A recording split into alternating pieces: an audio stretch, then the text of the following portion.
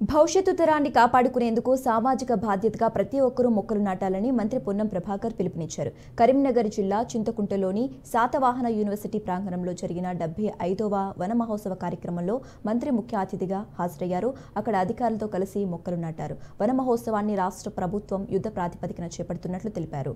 ఒకప్పుడు ప్రతి ఒక్కరూ మొక్కలు నాటాలని సంజయ్ గాంధీ పిలుపునిచ్చారని ఆయన గుర్తు చేశారు. భవిష్యత్తు తరాన్ని కాపాడుకునేందుకు, పర్యావరణ పరిరక్షణకు, కాలుష్య నియంత్రణకు తప్పనిసరిగా మొక్కలు నాటాలని సూచించారు.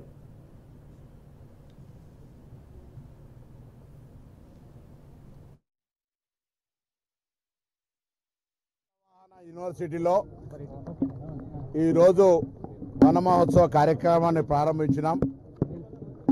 ఈ సందర్భంగా ఒక మాజీ విద్యార్థి నాయకుడిగా, తెలంగాణ రాష్ట్ర ప్రభుత్వ ప్రతినిధిగా, మంత్రిగా తెలంగాణలో ఉన్నటువంటి ప్రతి విద్యార్థికి చేతులు జోడించి విజ్ఞప్తి చేస్తూ ఉన్నాం. ప్రతి ఒక్కరూ ఒక మొక్క నాటండి. భవిష్యత్తులో మీరు పెరిగి పెద్ద అయ్యే వరకు ఈ కాలుష్యం, ఆక్సిజన్ పెట్టుకునేటువంటి పరిస్థితి రాకుండా పర్యావరణ పరిరక్షణ జరగాలంటే ఇప్పటి నుండే పచ్చదనాన్ని కాపాడుకోవాలి. కాబట్టి ప్రభుత్వం ఎంత పెద్ద ఎత్తున కార్యక్రమం చేపట్టినప్పటికీ కూడా ప్రజల సహకారం అవసరం. అందులో భవిష్యత్ తరాల్ని